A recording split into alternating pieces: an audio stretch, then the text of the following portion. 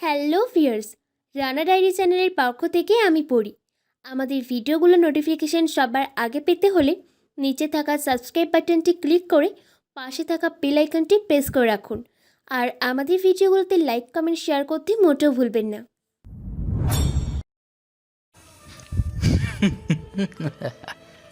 কিরে, কোথায় গেল তোর দাপট? ভার্সিটিতে তো খুব দাপট দেখালি, এইখানে দেখা দেখি তোর দাপট। ছেলেটি কোনো কথা বলতে পারে না। ছেলেটির মুখ দিয়ে শুধু রক্ত বের হচ্ছে। মুখের সামনের অংশে প্রত্যেকটা দাঁতকে প্লাস দিয়ে উপড়ে ফেলা হয়েছে। দাঁতের মাসুগুলো থেকে যে জায়গা থেকে দাঁতগুলো এক একটা করে উপড়ে নিয়েছে, সেই জায়গাগুলোতে প্রচুর পরিমাণে রক্ত বের হচ্ছে। রক্তের কারণে ছেলেটি কোনো কিছু বলতে পারে না। আবার বলে ওঠে আগন্তুকটি। জানিস তো ভাই একটা কথা, মানুষ চিনতে ভুল করার মাঝে লজ্জার কিছু নেই, কিন্তু অমানুষগুলো দেখতে তো অবিকল মানুষের মতোই হয়ে থাকে। তাই তোর এতে কোনো দোষ নেই, কিন্তু দোষ তো কপালের, তাই তো তোকে এখানে মরতে হবে আমার হাতে। ছেলেটি উক্ত কথাগুলো বলে একটা অন্যরকম হাসি দেয়। তার এই হাসিতে লেগে আছে অনেক রহস্যময় কথা, অনেক অজানা অজানা গন্তব্যের কথা, ইতিহাসের বিপুল হয়ে যাওয়া বৈচিত্র্যময় অনেক কথা, যেটা সবার আড়ালে, সবার অগোচরে, সবার কাছ থেকে এক ধোঁয়াশা পাতা। কারোর ধোঁয়াশার আড়ালে আচ্ছন্ন এক অন্তর্গহীন ভুবনের গুহার সমতল কিছু সুরার বাস্তবতা। আগন্তুকটি কোনো কিছু বলে না। আগন্তুকটি চুপ করে আছে। আগন্তুকটি কোনো কথা না বলে একটা বক্স বের করে। বক্সের ভিতর থেকে কিছু দেখা যায়। একজন মানুষ একজন মানুষকে টর্চার করার জন্য যত সামগ্রী প্রয়োজন, ঠিক ততগুলোই সামগ্রী তার এই বক্সের ভিতরে রাখা আছে, যেটা থেকে খানিকটা শরীরটা শিহরিত হয়ে ওঠে চেয়ারে বাঁধা অবস্থায় থাকা ছেলেটি। আগন্তুকটি এক এক করে সেগুলো বের করে টেবিলের উপরে রাখতে থাকে। অন্যদিকে বাবা, বাবা, কোথায় তুমি? এদিকে এসো, তাড়াতাড়ি এসো বলছি। মেয়ের মুখ থেকে এরকম কথা শুনে হন্তদন্ত হয়ে সিঁড়ি ভেদ করে ডাইনিং রুমে এসে সোফায় বসলেন ইসলাম মিয়া। সোফায় বসে পড়ার পরে হাতে থাকা কিছু ডায়েরিগুলো টেবিলের উপরে রাখেন। তারপর শান্ত কণ্ঠে মেয়ের দিকে তাকিয়ে বলে ওঠে, কি হয়েছে মা, বলো। আজকে আমার একটা গুরুত্বপূর্ণ কাজ আছে, যেটার জন্য আমাকে দ্রুত কোর্টে যেতে হবে। বাবার মুখে এরকম কথা শুনে এবার মেয়েটি রাগান্বিত কণ্ঠে ঝাড়ি দিয়ে কথাগুলো বলে ওঠে, বাবা, সবই তো ঠিক আছে, কিন্তু তোমার এই দুইটা বডিগার্ড আমি যেখানে যাই সেখানে কেন যাই? আমি চাই না তোমার এরকম বডিগার্ড। এদেরকে বলে দাও আমি যেখানে যাব ওরা যেন আমার সাথে সব জায়গায় না যায়, নাহলে কিন্তু আমি ভয়ানক কাণ্ড ঘটিয়ে দিয়ে দিব। মেয়ের মুখে এরকম কথা শুনে ইসলাম মিয়া কি বলবে বুঝতে পারে না। ইসলাম মিয়া আর কোনো কিছু ভেবে উপায় না বের করতে পেরে মেয়ের খুশির জন্য বলে ওঠে, ওকে, ঠিক আছে আম্মু, আমি ওদেরকে বলে দিয়েছি ওরা তোমার সাথে তেমন কোথাও যাবে না। তবে হ্যাঁ, তুমি কোথাও গেলে ওরা অবশ্যই যাবে, কিন্তু তোমার থেকে দূরে থাকবে। কারণ তুমি হয়তো জানো না যে আমাকে কতগুলো কেস হ্যান্ডেল করতে হয়। এমনও আসামি আছে যারা আমাকে কোর্টের ভেতরেই হুমকি দেয়। আমি চাই না আইনকে বাঁচাতে গিয়ে আমি আমার পরিবারকে হারিয়ে ফেলি। তাই আমি যেটাই বলছি সেটাই শেষ। মেয়েকে আর তেমন কোনো কিছু বলার আগে সুযোগ না দিয়ে বেরিয়ে পড়ে জজ সাহেব ইসলাম মিয়া। অন্যদিকে আবার আগন্তুকটি এক এক করে সকল রকম মরণ যন্ত্রণা দেওয়ার জন্য তার বক্স থেকে সকল রকম সামগ্রী বের করে টেবিলের উপরে রাখে। রক্তাক্ত শরীর নিয়ে চেয়ারের সাথে বাঁধা অবস্থায় থাকা ছেলেটি আর চোখে সেদিকে তাকিয়ে চোখে নোনা পানিগুলো ঝরাচ্ছে। ছেলেটি একটি ইলেকট্রিক্যাল তার নেয়, সেটা 3 ফেসওয়ালা তার ইলেকট্রিক্যাল বোর্ডের মধ্যে জয়েন্টটা করে দেয়। তারপর ছেলেটির মাথায়, পায়ে, হাতে ইলেকট্রিক্যাল শক দেওয়ার জন্য কিবোর্ডে গিয়ে সুইচ দেয়, আবার বন্ধ করে, আবার সুইচ দেয়, আবার বন্ধ করে। ছেলেটির অবস্থা প্রায় নাজেহাল। যে যে জায়গায় ইলেকট্রিক্যাল শক বেশি লেগেছে সেই জায়গাগুলো পুড়ে গেছে। ছেলেটি ইলেকট্রিক শক খাওয়ার কারণে পুরো ঝলসে গেছে। তারপর আগন্তুকটি ছেলেটিকে একটা টেবিলের উপরে শুয়ে দেয়। তারপর একটা হাতুড়ি নিয়ে একের পর এক হাত থেকে শুরু করে পা পর্যন্ত, ঘাড় থেকে কোমর পর্যন্ত হাতুড়ি দিয়ে বাড়ি দিতে থাকে।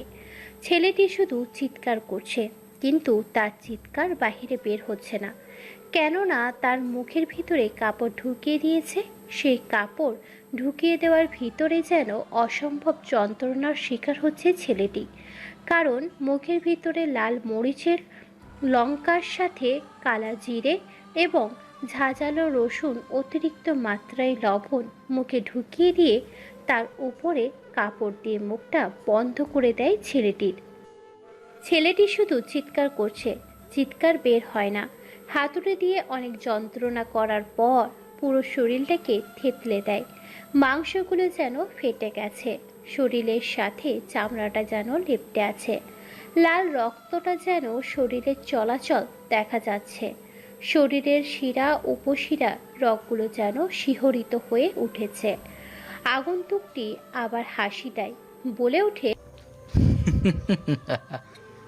জানিস তো ভাই, যে জিনিসের প্রতি একবার মায়াটা বেড়ে যায় না, সেই জিনিসটা পাওয়ার জন্য সেই মানুষটা অন্য আর একটা মানুষকে মেরে ফেলতেও দুইবার ভাবে না। শুধু মেরে ফেলতে নয়, সেই জিনিসটাকে সে পাওয়ার জন্য ব্যাকুল হয়ে ওঠে। ওই জিনিসটার জন্য যে সে যা ইচ্ছে তাই করতে পারে। যেমন তোর একটা ভুলের জন্য এখন তুই এইখানে আটকা আছিস।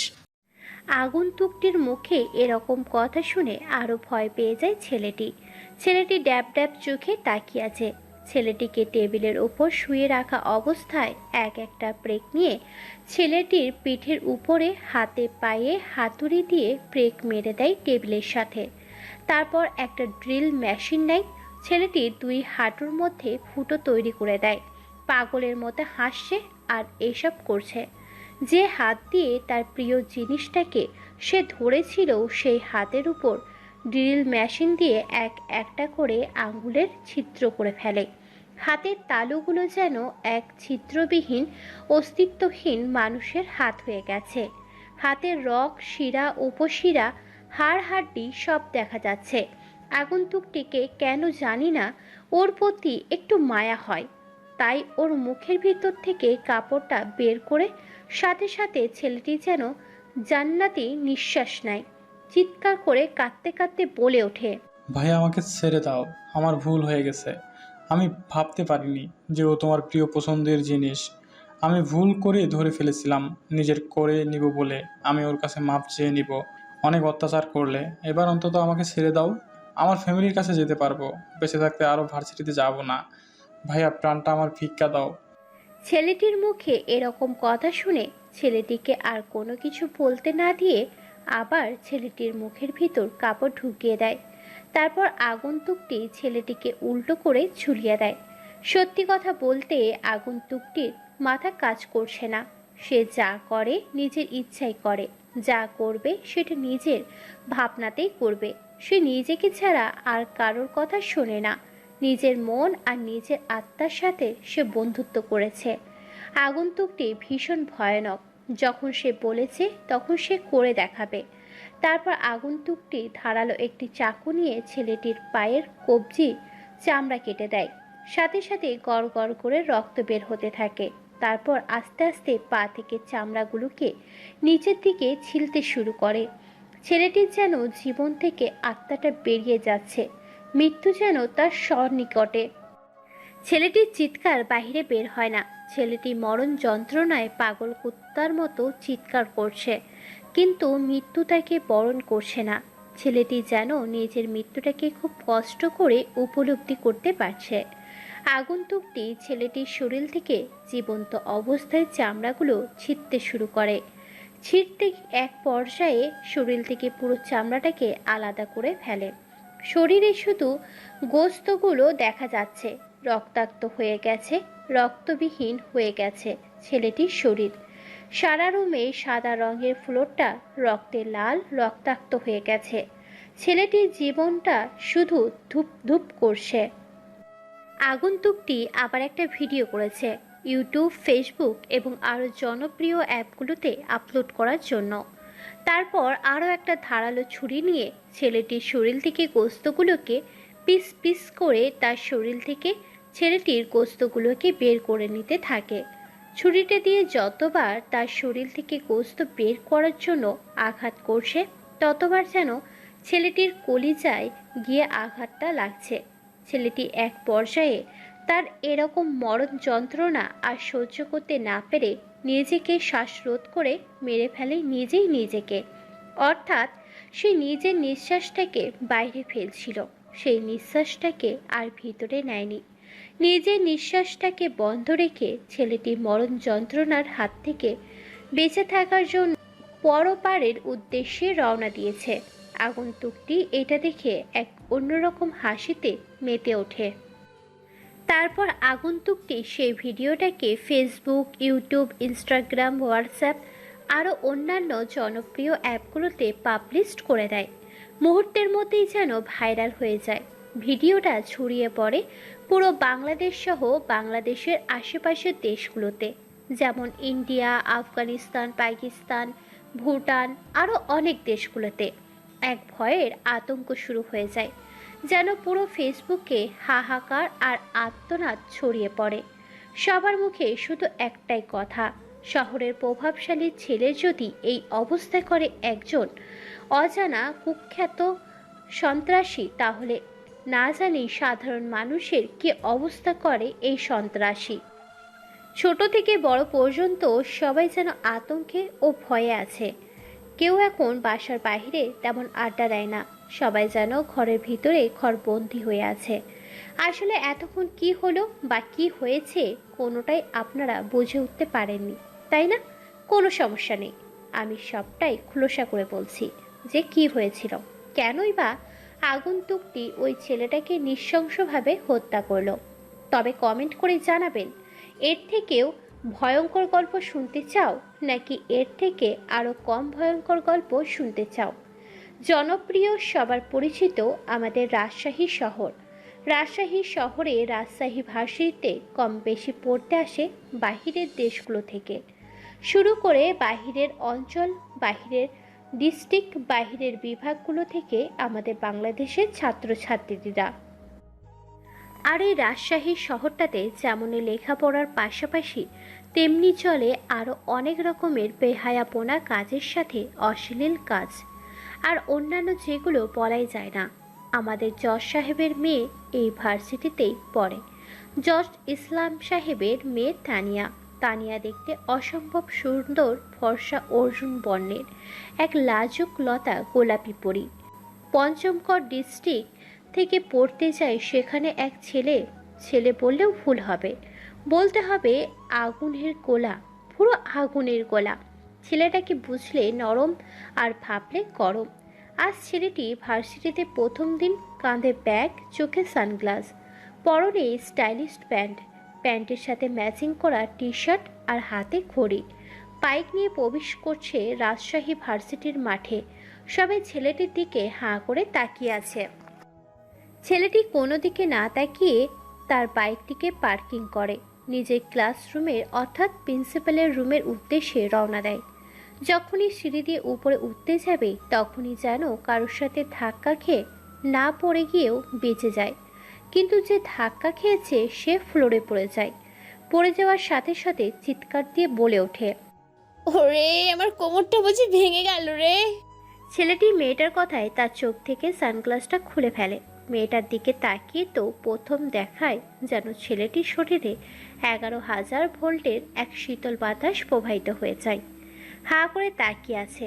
হঠাৎ করে মেয়েটি ছেলেটার দিকে তাকিয়ে তো অবাক, কেন ছেলেটি হাঁ করে চোখ তার দিকে। এটা দেখে মেয়েটি ফ্লোর থেকে উঠে গিয়ে ছেলেটির সামনে তুড়ি বাজাতেই ছেলেটির হুঁশ ফিরে আসে।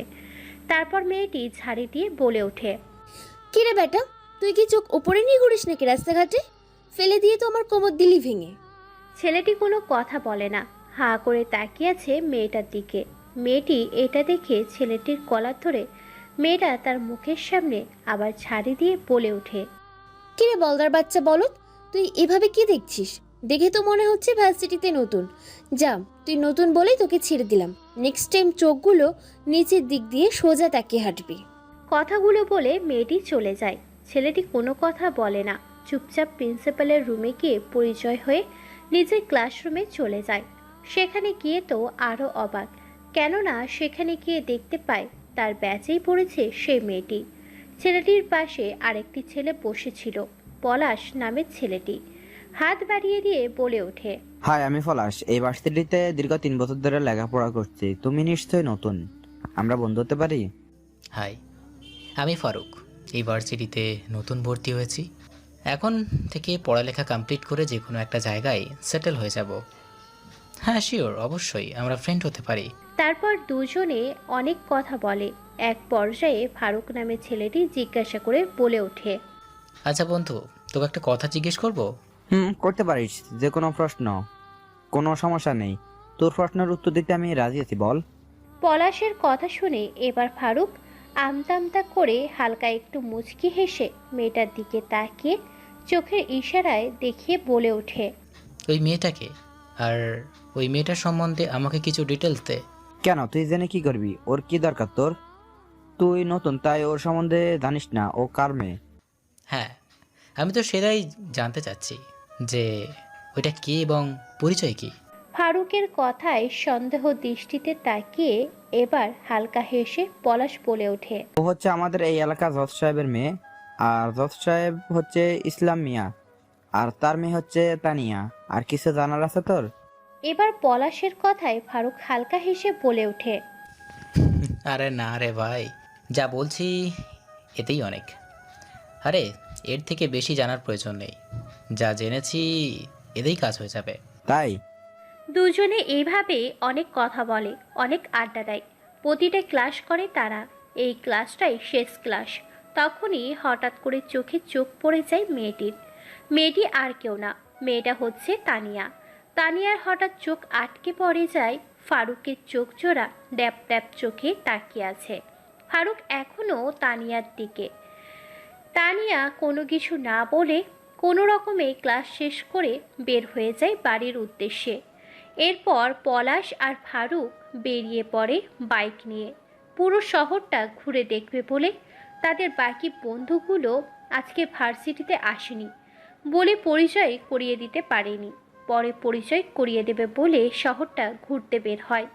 হঠাৎ করে অন্যদিকে ফারুকের ফোনে ফোন আসে। ফোন রিসিভ করতেই বলে ওঠে, বস, আপনি কোথায় আছেন? আমরা এই মুহূর্তে একটা খবর পেলাম। আজকে আপনি যে ভার্সিটিতে আছেন সেই ভার্সিটি থেকে রাতের আধারে প্রায় 30 জন মেয়েকে 35,000 কোটি টাকার বিনিময়ে বিদেশি আমেরিকার দেশে বিক্রি করে দেবে। উপরোক্ত কথাগুলো শুনে ফারুক রেগে ফেটে যাচ্ছে। নিজের অজান্তেই বাইকের হ্যান্ডেলের ব্রেকটা কষে এক চাপ দিয়ে। হঠাৎ এমন হওয়াতে পিছন থেকে ছিটকে গিয়ে কয়েক হাত দূরে পড়ে পলাশ। পলাশ কোনো কিছু বুঝতে পারে না। কিছু বলে ওঠার আগেই ফারুক বলে ওঠে, তোরা সব ব্যবস্থা কর, চারিদিক দিয়ে ঘেরাও কর, সময় মতো আমি চলে আসব। কাউকে আর কোনো কিছু বলার সুযোগ না দিয়ে ফোনটা কেটে দেয়। ফোনটা কেটে দিয়ে পলাশের দিকে তাকায়। তখন পলাশ রাগী কণ্ঠে বলে ওঠে, কিরে, তুই কি আজকে আমাকে মেরে ফেলার প্ল্যান করে আসছিস নাকি? এত জোরে কেউ ব্রেক করে? আজকে তো আমার জীবনটা বেরিয়ে যেত। আল্লাহর রহমতে বেঁচে গেছি। তোর সাথে আর বাইকে যাব না ভাই, তুই যা। চুপ বেটা, বাইকে যখন চড়েছিস তাহলে যেতে হবে। তারপর তারা দুজন আবারও রওনা দেয়। পলাশকে তাদের বাড়ির সামনে নামিয়ে দিয়ে ফারুক চলে যায় তার নিজের গন্তব্যের উদ্দেশ্যে। এই ফারুককে সেটা জানতে চাইছেন না? ফারুক হচ্ছে বাংলাদেশের অন্যান্য জেলা এবং ডিস্ট্রিক্টের মধ্যে একটা অন্যতম বৈশিষ্ট্যমূলক পঞ্চগড় ডিস্ট্রিক্টের ছেলে। ফারুকের ঠিকানা হচ্ছে রংপুর বিভাগ, পঞ্চগড় ডিস্ট্রিক্ট, অটোয়ারি উপজেলা, অটোয়ারি থানা, অটোয়ারি ফকিরগঞ্জ বাজার। এর পাশেই তার বাসা। বাবা মায়ের দুই মাত্র সন্তান। তবে বাবা মায়ের বড় সন্তান তার একটা ছোট বোন আছে। বাবা একজন প্রভাবশালী বিজনেসম্যান, মা গৃহিণী। ভালোবাসা দিয়ে পরিপূর্ণ একটি ফ্যামিলি। ফারুক যেমন ভালো তেমনি মাথা একবার বিগড়ে গেলে থাকে না আর ভালো, তখন হয়ে যায় কালো। তবে এই শহরের কেউ জানে না তার ফ্যামিলি কে বা কারা। প্রতিজ্ঞা করে নিয়েছে যতদিন না নিজেকে প্রতিষ্ঠিত করতে পারছে ততদিন ফিরবে না তার নিজের শহরে, ফিরবে না তার আপনজনদের কাছে। তবে ভালো মানুষ হওয়ার পাশাপাশি সে ছাড়তে পারবে না তার অপকর্মর কাজগুলো। বাংলাদেশের অধিকাংশ মানুষ তাকে দাদাভাই বলেই চেনে। দাদাভাই নামটা শুনে মানুষের মধ্যে এক অন্যরকম প্রশান্তিময় একটা মুচকি হাসি ফুটে ওঠে। অন্যদিকে সন্ত্রাসীদের বুকে শুরু হয়ে যায় ধুকপুকানি। ভবনের শব্দে তাদের বুকের হার্টবিট দ্রুত চলাচল শুরু করে। ভয়ে শরীর থেকে অঝোর ধারায় ঘাম বেয়ে বেয়ে পড়তে শুরু করে। জীবনে এমন একটা ঘটনা ঘটে যায় যার জন্য তাকে বাড়ি ছেড়ে চলে আসতে হয়। নিজেকে প্রমাণ করতে সেও পারে, কোনো কিছু করে দেখাতে। কারোর মধ্যে কোনো কিছুর প্রতিভা আছে যেটা তার বাবা বুঝতে চায়নি। তার বাবাকে বোঝানোর জন্য বাড়ি থেকে বেরিয়ে এসেছে নিজেকে প্রতিষ্ঠিত করবে বলে। নতুন জীবনের নতুন সংগ্রামে নতুন মানুষের সাথে নতুন পরিবেশ, নিজেকে মিলিয়ে নিতে হবে সবার সাথে। এমন কিছু যার জন্য সে বাড়ি থেকে বেরিয়ে আসে এই রাজশাহী শহরে। সেটা না হয় পরেই শোনাচ্ছি পরের পর্বে। আপাতত দেখে আসি, শুনে আসি বাড়িতে ফেরার পরে তানিয়া কি করছে, কী বা বলছে তার ফ্যামিলির মানুষগুলোকে।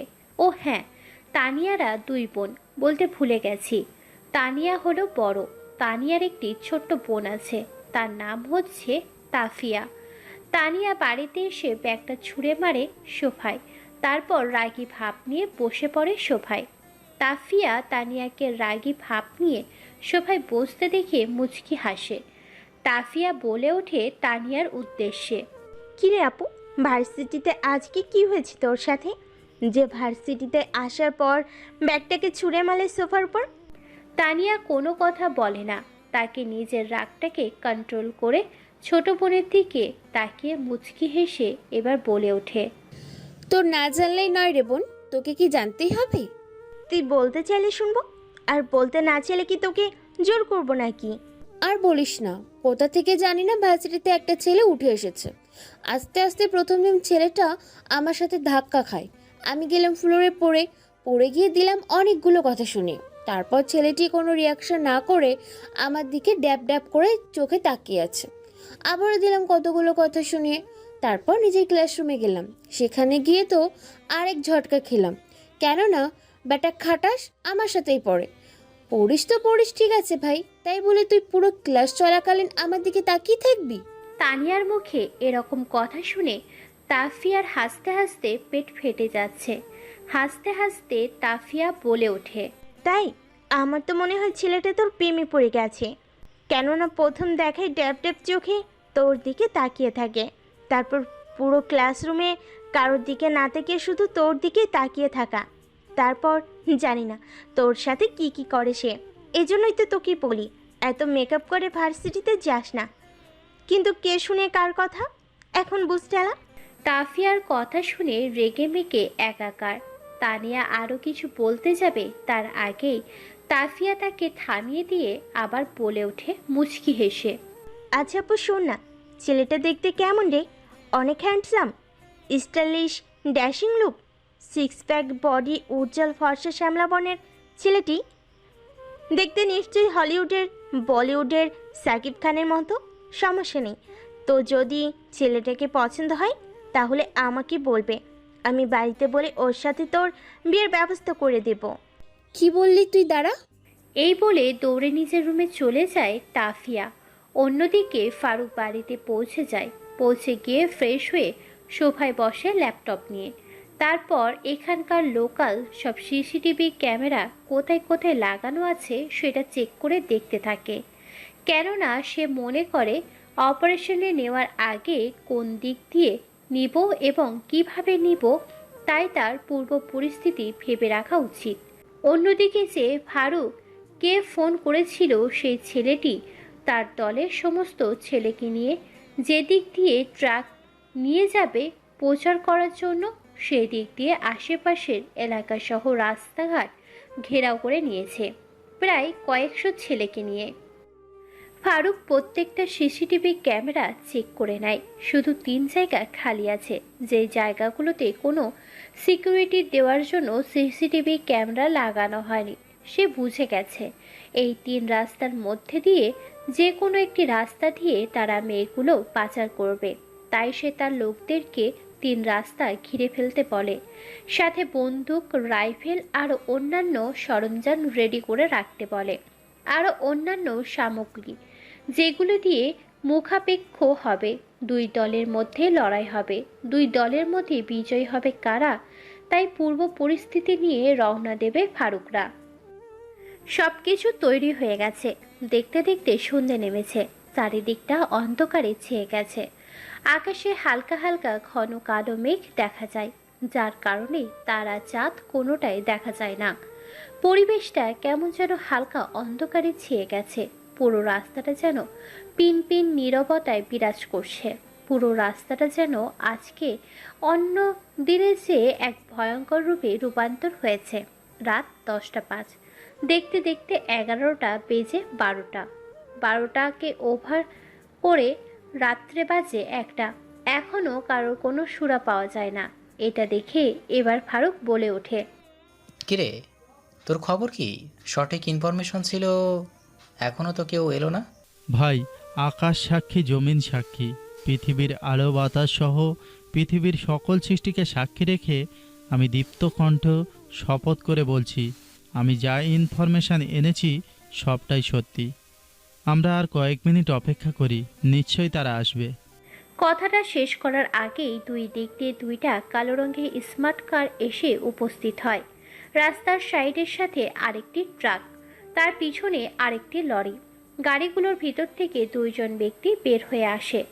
একজনের পরনে আছে সাদা কোট, স্যুট বুট পরিহিত ব্যক্তি। অন্যজনের বর্ণনায় আছে কালো রঙের কোট আরও অন্যান্য স্যুট বুট পরিহিত আরও একজন অন্য ব্যক্তি। দুজনের মুখে 2টা কালো রঙের মাস্ক। কোনো কথা ছাড়াই কালো রঙের পোশাকধারী ব্যক্তিরা হাতের ইশারা দেয়, সাথে সাথে তাকে দরজা খুলে দেয়। আর ট্রাকের ভিতরে দেখা যায় প্রায় 30 থেকে 50টার মতো মেয়ে আছে। মেয়েগুলোকে দেখে দূর থেকে বোঝা যাচ্ছে তাদের ড্রাগস দিয়ে ঘুম পাড়িয়ে রাখা হয়েছে। অন্যদিকে সাদা রঙের কোট পরিহিত ব্যক্তিটির হাতের ইশারা দিতেই অপর গাড়িটি দরজা খুলে দেয়। সাথে সাথে 1000 টাকার বান্ডিল, 500 টাকার বান্ডিল এবং 100 টাকার বান্ডিল থাক থাক করে টাকা দিয়ে ভরিয়ে রাখা হয়েছে গাড়িটাকে। দেখে হাসি দিয়ে 2 ব্যক্তি বলে ওঠে, তোমার মাল চাই, মাল দিলাম। আমার টাকা চাই, আমি টাকা নিলাম। তুমি এখান থেকে কেটে পড়তে পারো। নেক্সট প্ল্যান কোথায় করবে সেটা আমাকে জানিয়ে দিও মেসেজ করে। গুড বাই, চলি। সি ইউ, ভালো থেকো। ওই দাঁড়া 1 মিনিট, যাবি? ঠিক আছে, কথা শুনে যা। যতগুলো টাকা দিয়েছি না, মালগুলো থেকে বেশি দিয়েছি। প্রত্যেকটাকে একবার করে আমি পরখ করে দেখব, তারপর এইগুলোকে বিদেশে সেল করব। কেননা আমাকে তো যাচাই করতে হবে কোন জিনিসটা ভালো আর কোন জিনিসটা খারাপ, কারণ সবগুলোর দাম আমি এক রেটে দিয়েছি। তাই আগে আমাকে টেস্ট করতে হবে যে কোনটার স্বাদ কেমন। যেটা স্বাদ বেশি সেটা মুনাফা বেশি, আর যেটা স্বাদ কম সেটার মুনাফা কম, বুঝলি? এই বলে যখন 2 আগন্তুক 2 দিক দিয়ে তাদের 2 সম্পদ নিয়ে চলে যেতে নেবে, তখনই রাস্তার 2 দিক দিয়ে বন্দুকের গতি অর্থাৎ বিদ্যুতের 11,000 ভোল্টেজের চেয়েও দ্রুত ভেগে একটা বুলেট এসে যেন লাগছে একজনের শরীরে। হঠাৎ করে এমন হওয়াতে 2 দিকে 2 নেতা ভয় পেয়ে যায়। তারা নিজেদের বাঁচানোর জন্য সেই স্থান থেকে পালিয়ে যেতে নিলে সাদা রঙের কোট পরিহিত লিডার ধরা পড়ে যায়। অন্যদিকে রাস্তার ধারে গাছগাছালির ঝোপঝাড়ের সাথে গাছের ডালপাল্লা পড়ে থাকায় কালো রঙের পোশাকধারী ব্যক্তিরা খুব সহজে লুকিয়ে পড়ে সেগুলোতে। সবাইকে মেরে পটাপট করে দিয়েছে ফারুকের দলের ছেলেরা, কারণ একজনের হাতে ছিল 9mm revolver, 4mm revolver, sniper, bulletproof jacket, bulletproof helmet, এক একটা চাইনিজ কাচের তৈরি কুড়াল, এক একটা ধারালো চাইনিজ কাচে তৈরি চাকু। যাকে যেইভাবে পেরেছে তাকে সেখানেই সেইভাবে মেরে ফেলেছে, কোনো কথা বলার সুযোগ দেয়নি। প্রায় রাস্তাটা লাল রক্তে ছেয়ে গেছে। রক্তের কারণে আশেপাশে গাছপালা সহ পড়ে থাকা ডালপাল্লাগুলো রক্তে লাল হয়ে গিয়েছে। পরিবেশটা শুধু রক্তের রক্তাক্ত হয়ে গেছে। তবে তাদের মধ্য থেকে এখনো বাঁচিয়ে রেখেছে সেই সাদা রঙের লিডারটিকে। এবার ফারুক একটা লম্বা একটা কোড়াল নিয়ে এগিয়ে আসতে থাকে সেই অজানা ব্যক্তির দিকে। সেই অজানা ব্যক্তিটিকে দুই দিক দিয়ে দুজন ধরে রেখেছে। তার হাতের সামনে এসে কুড়ালটি দিয়ে তার শরীরটাকে ভালো করে একবার ছুঁয়ে দেয়। তারপর কুড়ালটা তার মুখের সামনে রেখে হালকা হেসে বলে ওঠে, জানিস তো ফারুক ভাই, যাই যেখানে বিপদের সাথে খেলতে ভালোবাসে সে সেখানে। তোরা জানিস না এই দাদা ভাই এই শহরে এসেছে? সাদা রঙের কোট পরিহিত লোকটি দাদাভাই নামটা শুনে যেন হাত পা কাঁপাকাঁপি শুরু করেছে, ঘামতে শুরু করেছে। ঘামটা যেন তার শরীরে বৃষ্টির ঝর্ণায় পড়ছে। লোকটি এবার কাঁদো কাঁদো গলায় বলে উঠল, ভাই আমি কিছু জানি না, আমার যতটুকু দায়িত্ব আমি শুধু ততটুকুই দায়িত্ব পালন করছি। এর বিনিময়ে আমি মোটা অঙ্কের টাকা পাচ্ছি। এর পিছনে কে আছে বা কারা আছে সেটা আমি জানি না। আমাকে ঠিকানা থেকে এগুলো করতে বলেছে, তাই আমি এসেছি। তুই যেহেতু জানিস না তাহলে তোকে বাঁচিয়ে রেখে কি হবে? মরার জন্য তৈরি হয়ে নে। ফারুকের মুখে এরকম কথা শুনে লোকটি ভয়ে একটা শীতল কণ্ঠে ঢোক গিলে আর ভয়ে জড়সড় হয়ে আতঙ্কের সুরে বলে ওঠে, ভাই আমাকে মারবেন না, আমি বলছি আমি কিছুটা জানি, সে কিছুটা থেকে আমি আপনাকে বলছি। তারপর সেই সাদা রঙের পোশাকধারী লোকটি সব ঘটনা খুলে বলতে শুরু করে ফারুক ওরফে দাদা ভাইয়ের সামনে। ভাই মেয়েগুলোকে বিদেশে পাচার করা হবে এবং সেখান থেকে মেয়েদের সাথে অনেক রকম কাজ করা হবে, মেয়েদের নিয়ে ব্যবসা করা হবে, আমি এটুকু জানি। আর এগুলো কোনো এক ভার্সিটি থেকে পাচার করা হয় এবং ওই ভার্সিটি কেউ একজন জড়িত আছে যে কিনা কোটি কোটি টাকার পাহাড় করেছে। আর বিদেশ থেকে আরও বড় বড় পার্টিরা আসে যারা আমাকে টাকার বিনিময়ে এদেশে পাঠায়, আমি টাকার বিনিময়ে এদেশ থেকে নিয়ে যাই। তাহলে মরার জন্য তৈরি হয়ে নে। কথাটা বলতে দেরি, কিন্তু শেষ করতে দেরি হয়নি। একটা কাছের টুকরো নিয়ে একের পর এক পেটের মধ্যে আঘাত করতে থাকে। এত পরিমাণ আঘাত করেছে যার কারণে ছেলেটির পেটের ভিতর থেকে নাড়ি এবং ভুঁড়িগুলো বের হয়ে আসে। বাইরে রক্তের সাথে দুর্গন্ধ ছড়িয়ে গেছে পুরো জায়গাটাতে। ছেলেটির করুণ অবস্থা, নাড়ি ভুঁড়িগুলো একাকার হয়ে গেছে। এক পর্যায়ে ছেলেটি আর সহ্য করতে না পেরে মৃত্যুর স্বাদ সেখানে গ্রহণ করে। তারপর সবাই মিলে বন্দুক দিয়ে বেশ কয়েকটা গুলি করে সেখান থেকে চলে যায়। ছেলেটির বুক থেকে মাথা পর্যন্ত ঝাঁঝরা করে দিয়েছে গুলি করে। এই খবরটা ছড়িয়ে পড়েছে বিভিন্ন টিভি নিউজ চ্যানেলে, ইউটিউবের চ্যানেলে, ফেসবুকের চ্যানেলে। সাংবাদিক প্রচার করছে খবর। আবারও চলে এলাম নতুন কোনো খবর নিয়ে। আমাদের এই AAN টিভিতে সকল ধরনের আপডেট পেতে সাথে থাকুন। রাত বাজে 2:30 অথবা 3টা, অজানা কোনো ব্যক্তি এসে শত্রুদেরকে অনেক নৃশংসভাবে হত্যা করে উদ্ধার করে নিয়ে যায়। প্রায় কয়েক কোটি টাকার মেয়ে পাচার হতে যাচ্ছিল বিদেশের কোনো এক দেশে। সেই মেয়েগুলোকে বাঁচিয়ে নিল অনেক অজানা মাফিয়া। তবে সবাই বলছে এটা কেউ না, এটা শুধু দাদা ভাইয়ের কাজ। কেননা বাংলাদেশের বর্তমান যদি কেউ টপ মাফিয়া গ্যাংস্টার মধ্যে সিক্রেট মাফিয়া হয়ে থাকে তাহলে সেটা একমাত্র দাদাভাই। দাদাভাইয়ের উপরে বাংলাদেশের তেমন কোনো বড় গ্যাং নেই এবং দাদাভাইয়ের গ্যাংটা বাংলাদেশে সহ আরও অন্যান্য দেশগুলোতে ছড়িয়ে গেছে, রাজত্ব চলছে শুধু দাদাভাইয়ের নামে। দাদা ভাইয়ের নাম শুনলে এই দেশের সরকার সহ জনগণ কেঁপে ওঠে এবং মেয়েগুলো শহীদ সালামতভাবে পৌঁছে দিয়েছে। আবার সে ভার্সিটিতে মেয়েগুলোকে ফ্যামিলি জানতে পেরে মেয়েগুলোকে সেখান থেকে নিয়ে যায় নিজেদের হেফাজতে।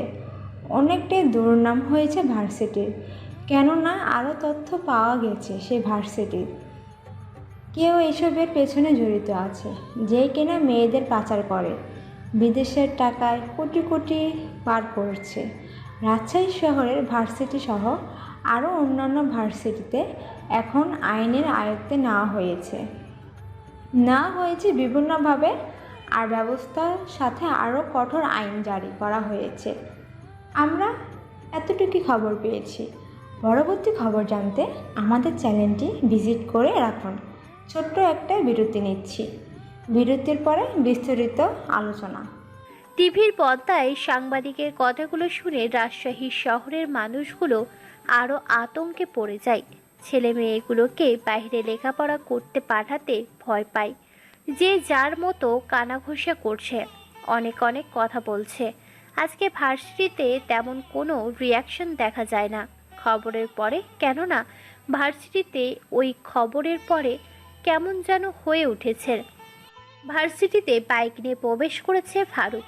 চোখে সানগ্লাস, হাতে ঘড়ি, মুখে চাপদাড়ি, স্টাইলিশ প্যান্ট ও টি শার্ট, পায়ে বেশ দামি কেশ, পকেটে ফোন, মুখে হাসি। বাইক থেকে নেমে বাইকটা স্ট্যান্ড করে চলে যায় পলাশদের আড্ডাখানায়। পলাশ ওখানে ফারুককে দেখে বলে ওঠে, কিরে আয় বস, তোকে সবার সাথে পরিচয় করিয়ে দিই।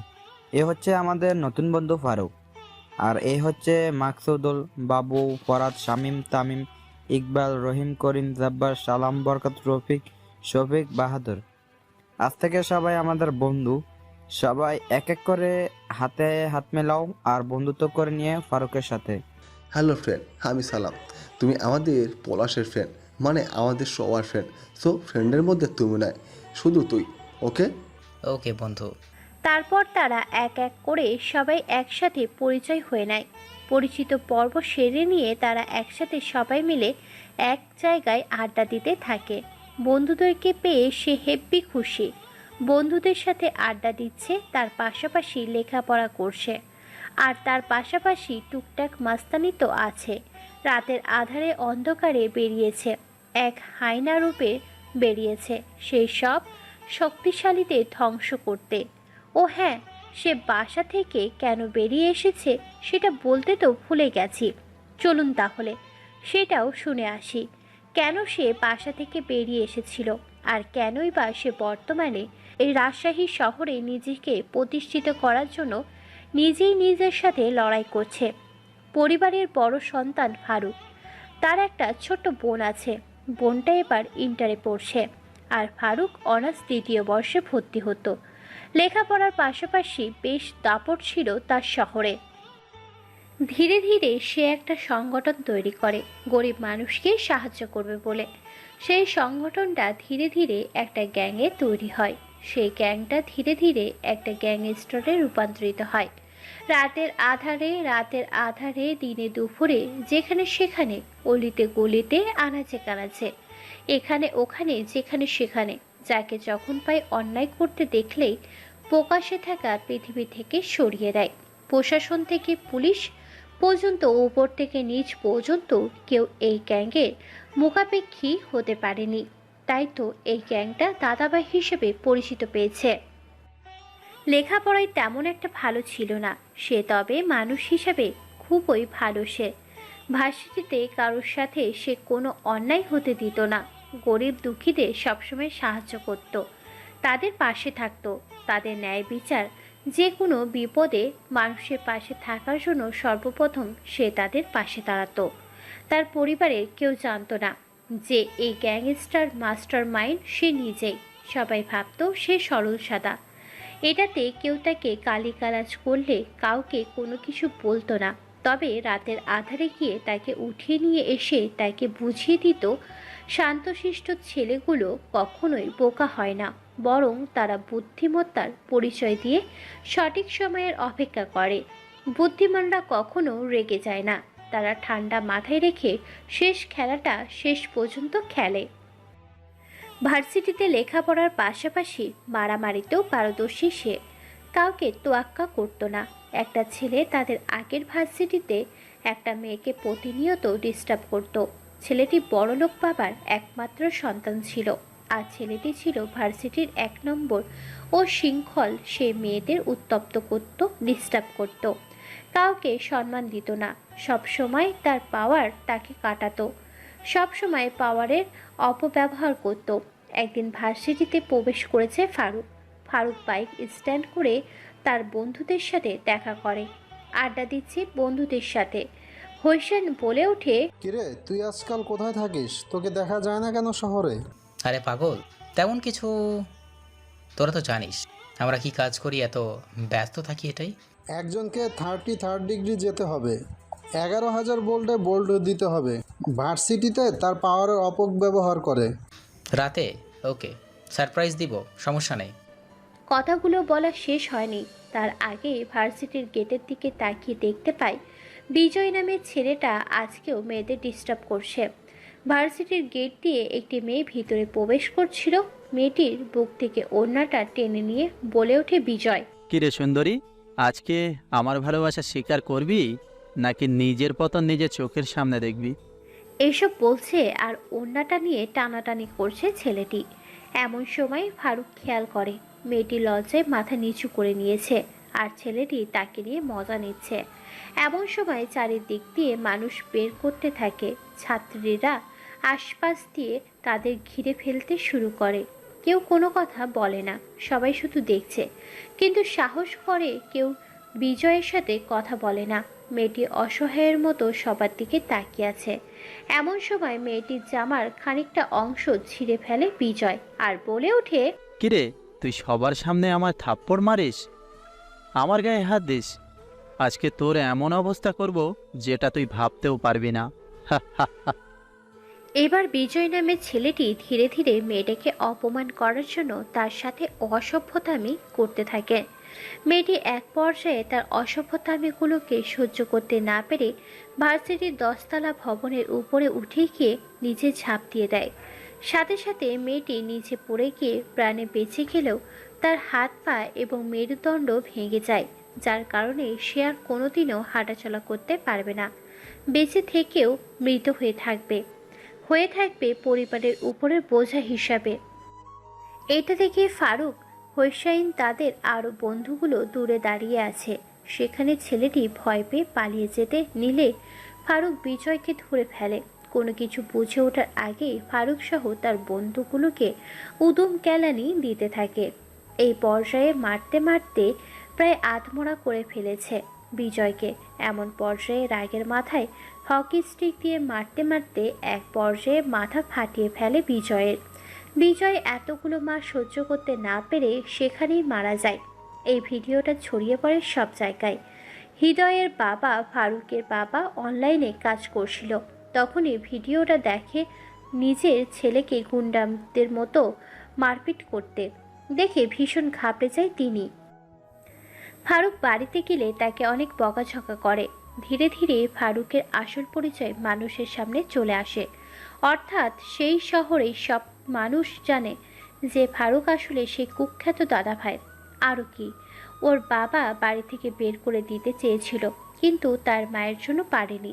তাকে সময় দিয়েছিল ভালো হওয়ার জন্য, কিন্তু ভালো হতে সে পারেনি।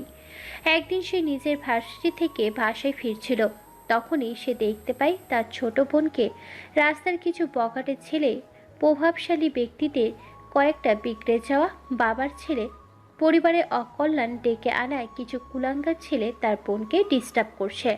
এটা দেখে ফারুক সহ হোসাইন, রাফি, রাফাত, তুতে মামা, শামীম মোল্লা, তহিদ, জাব্বারুল, আবদুল্লাহ, বিএস, সাফি, রহিম, ফরিদ, হাবিব, সাতার, খালিক, মালিক, জাব্বার, রাহিম, করিম, সাতার সাথে সবাই অনেকগুলো মোটরসাইকেল থেকে নামে। ফারুকের ছোট বোনটা দেখে দৌড়ে চলে আসে ফারুকের কাছে, তারপর বলে ওঠে, ভাইয়া আমাকে বাঁচাও, দেখো এরা শুধু আমাকে প্রত্যেক দিন ডিস্টার্ব করে, যাওয়ার সময় ডিস্টার্ব করে, আসার সময় ডিস্টার্ব করে, আজে বাজে কথা বলে। তোদের এত বড় কলিজা? তারপর ফারুক সহ হোসাইন, রাফি, রাফাত, তুতে মামা, শামীম মোল্লা, তহিদ, জাব্বারুল, আবদুল্লাহ, বিএস, শফি, রহিম, ফরিদ, হাবিব, সাত্তার, খালেক, মালেক, জাব্বার, রাহিম, করিম, সাত্তার তাদের সব কয়টাকে ধরে এক এক করে মারতে থাকে। মারতে মারতে প্রায় আধমরা করে ফেলেছে। ছেলেগুলোর এরকম করুণ অবস্থা থেকে একবার ফারুকের বোন বলে ওঠে, আয়রাত বলে ওঠে, ভাইয়া ওদেরকে ছেড়ে দাও, আর মেরো না ভাইয়া, ওদেরকে মারলে ওরা মরে যাবে, বাবা বাসায় বকবে। চলো ভাইয়া বাসায় ফিরে যাই, ওদেরকে ছেড়ে দাও এবারের মতো ভাইয়া। ফারুক যেন তার নিজের রাগটাকে কন্ট্রোল করতে পারছে না। নিজের রাগটাকে কন্ট্রোল করার জন্য সে জোরে জোরে শ্বাস নিতে থাকে। এক পর্যায়ে সে নিজের রাগটাকে কন্ট্রোল করতে না পেরে বলে ওঠে, তোর এত বড় সাহস, তুই কার বোনের দিকে নজর দিয়েছিস? তুই নিজেও জানিস না আজকে তোকে এমন অবস্থা করব না যেটা তুই সারা জীবন হুইল চেয়ারে বসে অনুভব করতে পারবি। কথাটা বলে ছেলেটি দুই হাত ভেঙে দেয়, গগন কাঁপানো চিৎকার দেয়। তার এই চিৎকার শুনে যেন আশেপাশের মানুষগুলো ভিড় জমায় সেই স্থানে। এতগুলো মানুষ জড়ো হয়ে গিয়েছে যা বলার বাহিরে। পুরো রাস্তা ব্লক হয়ে গেছে। প্রকাশ্যে এতগুলো মানুষের সামনে ছেলেটি আবারও দুই পা ভেঙে দেয়। ছেলেটি শুধু সেখানে গরুর মতো চিৎকার করছে, যেমন কোনো ছাগলকে জবাই করলে জবাই করার আগেই ছটফট করে, ঠিক তেমনি হাত পাগুলো ভেঙে দেওয়ার সাথে সাথে ছেলেটি যেন গলা কাটা পাঠা ছাগলের মতোই ছটফট করছে। তারপর ফারুক তার বন্ধুসহ তার বোনকে নিয়ে চলে যায়। ছেলেটি সেখানেই পড়ে থাকে। ছেলেটির পরিচিত একজন তার বাবাকে ফোন করে। তার বাবা দ্রুত পুলিশ নিয়ে সেখানে আসে এবং কমপ্লেন করে, অর্থাৎ কেস করে ফারুকের নামে। ফারুককে থানায় নিয়ে আসা হয়। তাকে ছাড়ানোর জন্য তার বাবা আসে। থানায় তার বাবাকে আসতে হয়েছে বলে তার বাবা অনেক অসম্মান হয়েছে, কারণ এই শহরের সবচেয়ে সম্মানীয় ব্যক্তি তিনি। পুলিশের কাছে গিয়ে ছাড়িয়ে নিয়ে আসা হয় ফারুককে। ফারুক নিজেই নিজেকে থানা থেকে বের করে আনতে পারত, কিন্তু তার আগেই তার বাবা গিয়ে তাকে ছাড়িয়ে নিয়ে আসে। বাড়িতে এনে তাকে অনেকগুলো কথা শোনায় আর বলে ওঠে, তুই একটা মাফিয়া, একটা মাস্তান। তোর মতো কুলাঙ্গার ছেলেকে কিনা আমরা জন্ম দিয়েছি। তোর জন্য আজকে আমাকে থানায় সবার সামনে অপমানিত হতে হয়েছে। তোকে এর আগে বলেছিলাম ভালো হয়ে যেতে, কিন্তু তুই ভালো না হয়ে আর হয়েছিস নষ্ট গুন্ডা মাস্তান। বাবার সামনে কেউ উঁচু গলায় কথা বলতে পারে না। আয়রাত কোনো কিছু বলতে যাবে, কিন্তু তার বাবা কোনো কথা শুনতে চায় না। তার বাবা আবার বলে ওঠে, তোর মতো কুলাঙ্গারকে আমি আর এ বাড়িতে দেখতে চাই না। যেদিন তুই মানুষ হয়ে প্রতিষ্ঠিত হয়ে বাড়িতে ফিরতে পারবি, সেদিন এই বাড়িতে তোর জন্য এই বাড়ির দরজা খোলা থাকবে। আজ থেকে এই বাড়ির ভাত, ভরণ পোষণ, যাবতীয় সম্পর্ক তোর সাথে বিচ্ছিন্ন করা হলো। তোকে আমি ত্যায্য পুত্র করলাম। তুই এই মুহূর্তে এখনই আমাদের এই বাড়ি ছেড়ে চলে যাবি। তবে যেদিন প্রতিষ্ঠিত হতে পারবি সেদিন তুই আমাদের কাছে ফিরবি। তার আগে তোর মুখটাও আমি দেখতে চাই না, কুলাঙ্গার কথাকার। কথাগুলো বলে ঝাড়ি দিয়ে চলে যায় কোটিপতি লাখপতি মোস্তাফা সাহেব। শারমিনা বেগম কেঁদেই চলেছেন। নিজের আদরের ছেলেটা কিনা আজকে তাদেরকে ছেড়ে চলে যাবে। ফারুক আর সেখানে এক মুহূর্ত না দাঁড়িয়ে বেরিয়ে আসে বাড়ি থেকে। তারপর এই ঘটনা। অন্যদিকে আয়রাত তার বাবাকে এক এক করে সকল ঘটনা খুলে বলে, কী কারণে ছেলেটার হাত ভেঙে দিয়েছে তার ভাইয়া। এটা শুনে খানিকটা হলেও অনুতপ্ত হয় মোস্তাফা সাহেব, কিন্তু ছেলে একটা মাস্তান হয়েছে এটা উনি মেনে নিতে পারছেন না। অন্যদিকে তানিয়া বেশ রেগেছিল ছেলেটার উপরে। ছেলেটা কেন তার দিকে ক্লাসরুমে ড্যাব ড্যাব চোখে তাকিয়ে থাকবে? তানিশার বোন তাফিয়া বেশ মজা নিয়েছে। তার বোনের কাছে তার বোনকে ছেলেটার কথা বলে জ্বালাচ্ছে। তানিয়া বলে উঠল, তাসফিয়া, তোকে কিন্তু মারবো এবার এক ঘুষি। ছেলেটাকে তো আমি কালকে উচিত শিক্ষা দিব। যদি আমার দিকে শুধু তাকিয়ে থাকবে, ও জানে না আমি এই শহরের হাইকোর্ট জজ সাহেবের মেয়ে। আমার দিকে তাকালে কি হতে পারে সেটা তাকে কালকে বুঝিয়ে দিব, বুঝেছিস? ওকে ঠিক আছে, কালকে কি করতে পারিস দেখা যাবে। হ্যাঁ হ্যাঁ, তোকে দেখিয়ে দিব আমি পারি কি না। তোকে পারলে ভিডিও করে দেখাবো, তুই তখন মন দিয়ে দেখিস। এই বলে চলে যায় তানিয়া কোথাও। অন্যদিকে চারিদিকে অন্ধকারে ছেয়ে গেছে। রাত্রি 9টা বাজে। অমাবস্যা পূর্ণিমা থাকায় আজকে আকাশে না উঠেছে তারা আর না উঠেছে চাঁদ। রাস্তার দুই দিক দিয়ে গাছের সারি। পুরো রাস্তাটা বেশ অন্ধকার। শুধু দেখা যাচ্ছে জোনাকি পোকার জিরো বাল্বের বাতি। গ্রাম এলাকা থাকায় পুরো রাস্তাটা ফাঁকা। ছুরি হাতে নিয়ে তাড়া করছে একটি ছেলে আরেকটি ছেলেকে। ছেলেটি নিজের জীবন বাঁচানোর জন্য অঝরে ছুটছে। দৌড়াতে দৌড়াতে ছেলেটি হারিয়ে গিয়েছে। পিছনে সেই আগন্তুকটি ধারালো ছুরি নিয়ে দৌড়াচ্ছে। ছেলেটির গলা শুকিয়ে গেছে। ছেলেটি আর দৌড়াতে পারে না। আগন্তুকটি বুঝতে পেরে একটা পাথর তুলে ছেলেটার দিকে ছুড়ে দেয়। ছেলেটির মাথায় গিয়ে লাগে। সাথে সাথে ছেলেটি সেখানে পড়ে যায়। আগন্তুকটি আর কোনো কথা ছাড়াই তার দুই পা শরীর থেকে আলাদা করে দেয়। ছেলেটির সাথে সাথে এক কোণ কাঁপানো চিৎকার দেয়। পুরো রাস্তাটা ফাঁকা থাকায় এবং এলাকা দূরে থাকায় কারোর কানে ছেলেটির কান্নার আওয়াজ পৌঁছায় না। আগন্তুকটি গিয়ে তার চোখের সামনেই পা দুটোকে কেটে টুকরো টুকরো করে ফেলে। কাটা পা দুটো থেকে লাল রক্ত গলগল করে গড়িয়ে পড়ছে। তাতে রাস্তা থাকায় রাস্তাটা যেন লাল রক্তে রক্তাক্ত হয়ে উঠেছে এক রঙিন রূপে। আগন্তুকটি আবার হাসতে হাসতে বলে ওঠে,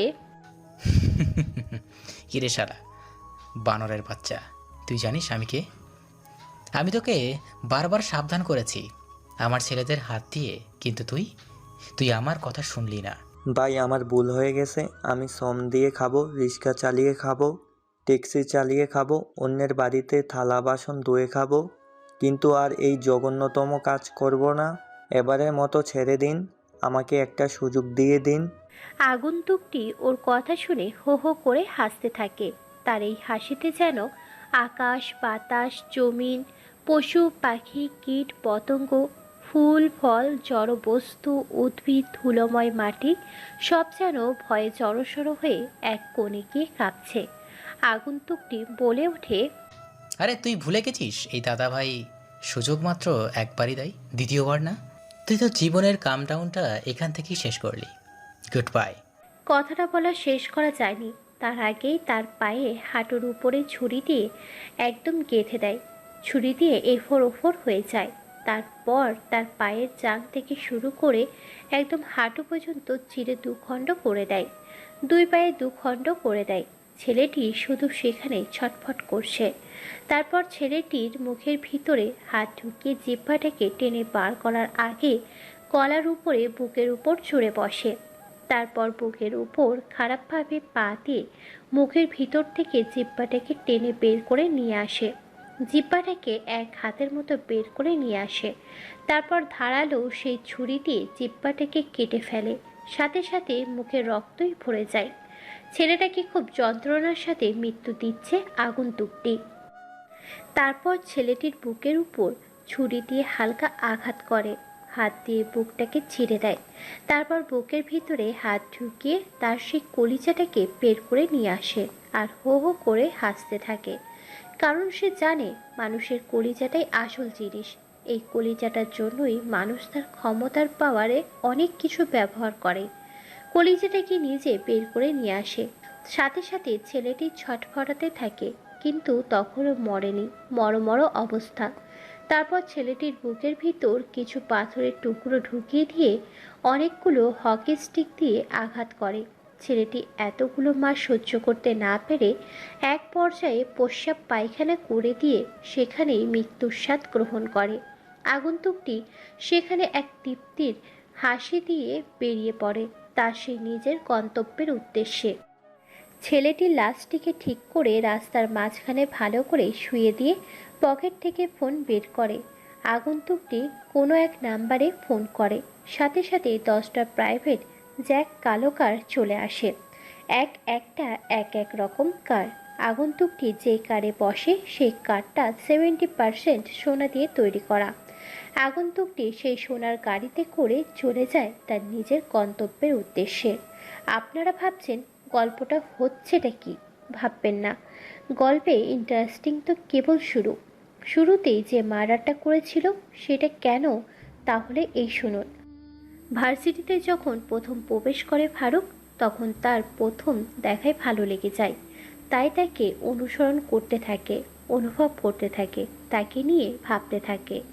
আর তার ভাবনার শহরে ঢুকে ব্যাঘাত ঘটিয়েছিল সেই ছেলেটি, নীরব নামে ছেলেটিকে সে যে কারণে হত্যা করেছিল সেটা হলো তানিয়া। এই ভার্সিটিতে পড়ে, অর্থবিত্ত ঘরের মধ্যবিত্ত ঘরের একটি ছেলে নীরব।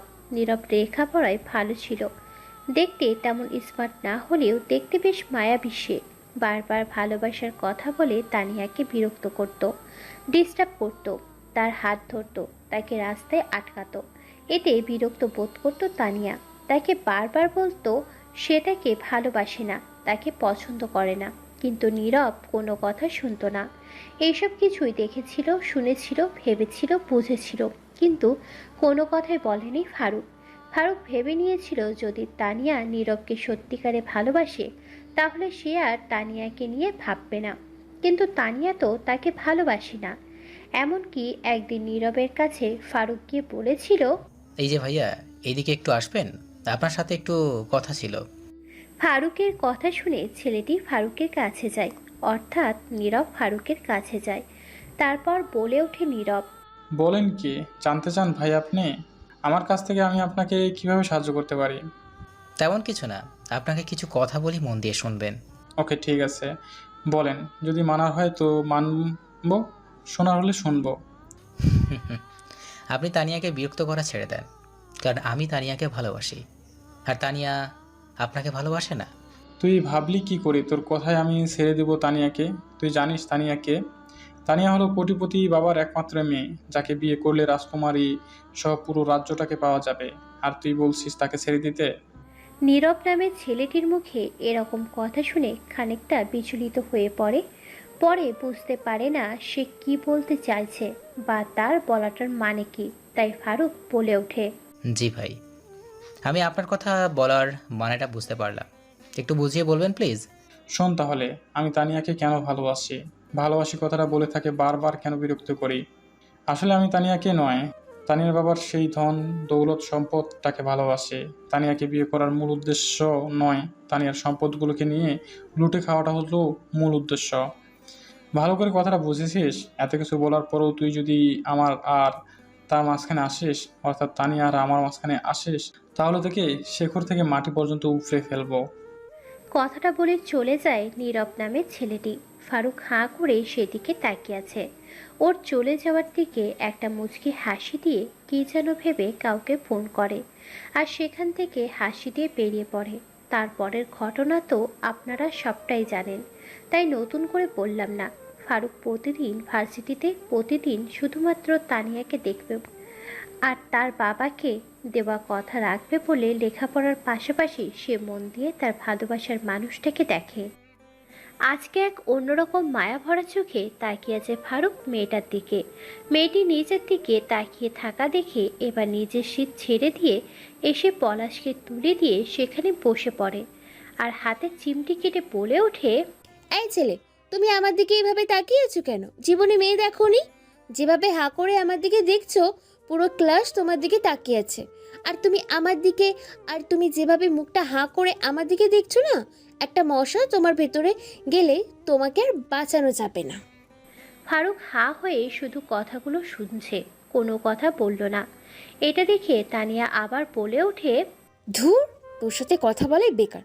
জানি না কোথা থেকে যে পাবনার পাগলগুলো রাজশাহী ভার্সিটিতে আসে, মনে হয় মাথাতে সমস্যা আছে। এত কথা বলি শুধু হাঁ করে তাকিয়ে থাকে, ঢং যেগুলি পাচ্ছি না। তানিয়া সেখান থেকে চলে যায়। কোনো মতে ক্লাসগুলো শেষ করে সন্ধ্যায় বেরিয়েছে ফারুক। তখনই পিছন থেকে একটা ছেলে তার সাথে ধাক্কা খায়। ফারুক ভালো করে তাকিয়ে দেখতে পায় তার পিছনে আরও 3টে ছেলে। এবার ফারুককে জড়িয়ে ধরে বলে ওঠে, ভাই ভাই, আমাকে বাঁচান ভাই, ওরা আমাকে মেরে ফেলবে, ওরা আমার মাকে মেরে ফেলেছে, আমার বাবা নেই, ওরা আমাদের বাড়িতে প্রতিদিন আসতো, কিন্তু আজকের আমার মাকে ওরা মেরে ফেলেছে, আমি দেখে ফেলায় ওরা আমাকে মারতে এসেছে। তোদের বাড়িতে ওরা কি করতো তুই জানিস?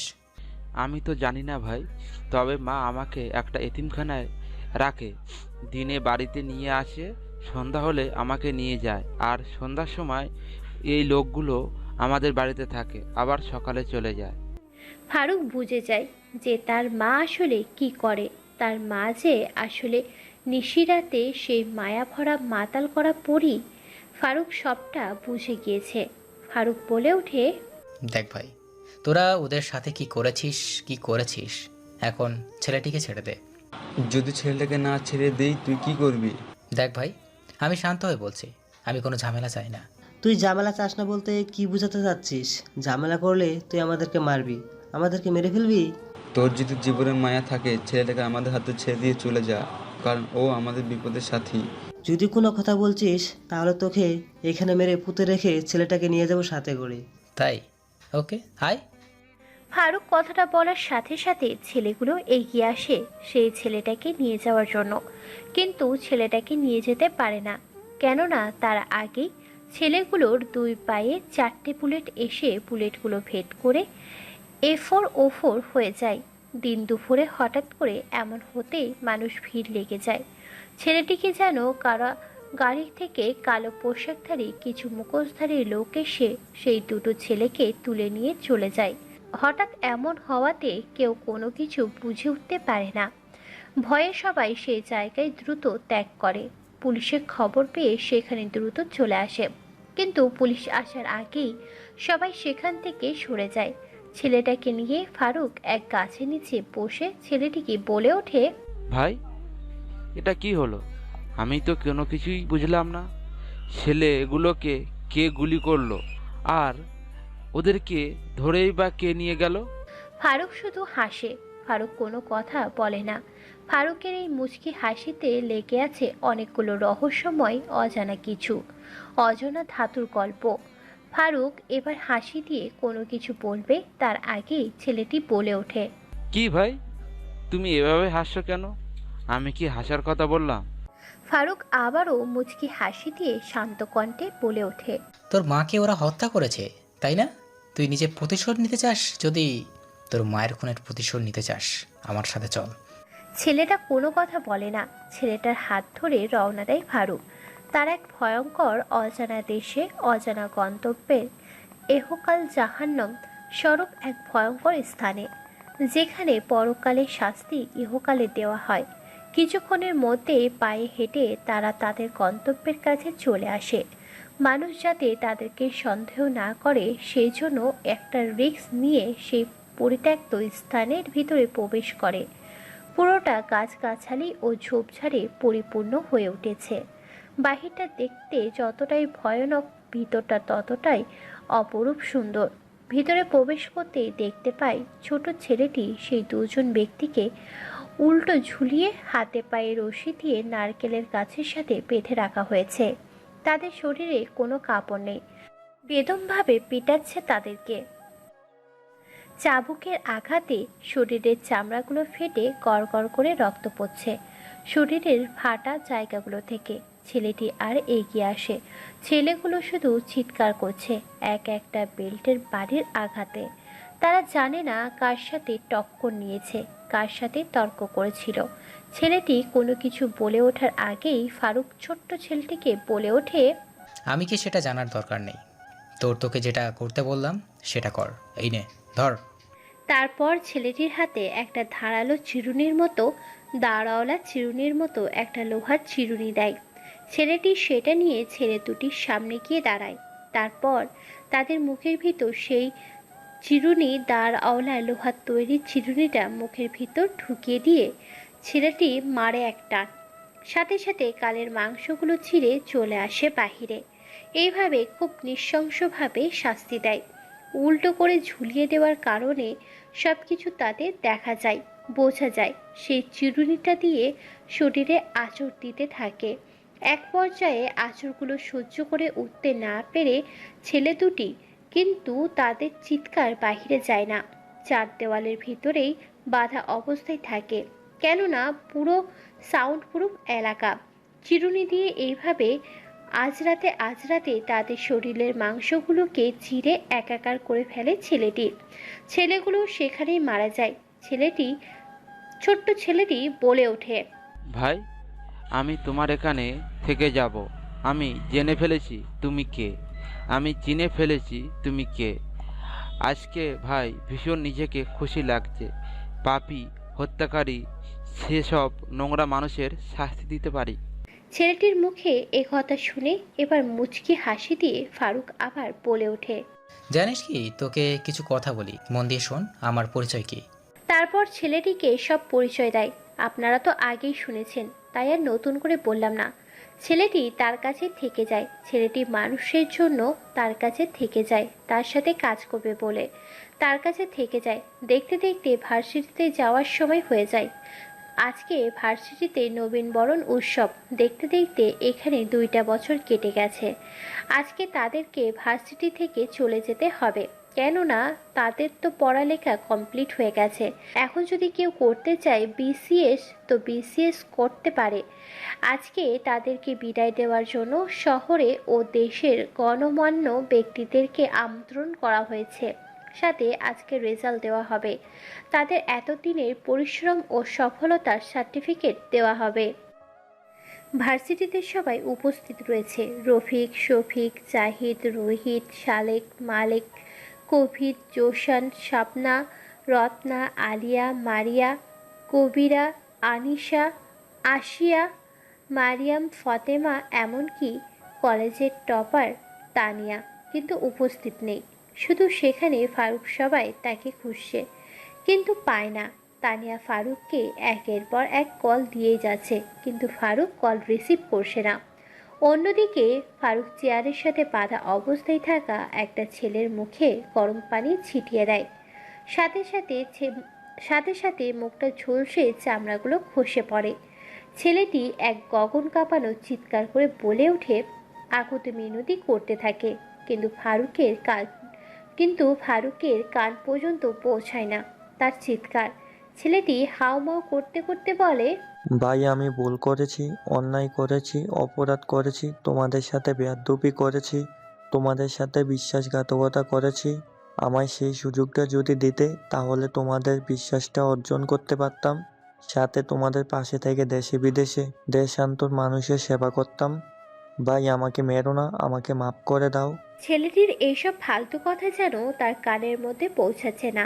এক অন্যরকম হাতিয়ার করে হুঙ্কার মেরে ফারুক বলে ওঠে, আমি যাকে যেখানে মারতে আসি তাকে সেখানে না মেরে আবার নিজ গন্তব্যের উদ্দেশ্যে কখনোই রওনা দিই না, বরং তার পর্বের সেখানে কারো চিহ্ন এঁকে দিয়ে আমি আমার নতুন গন্তব্যের উদ্দেশ্যে নতুন করে রওনা দিই, আমার অজানা পথের উদ্দেশ্যে।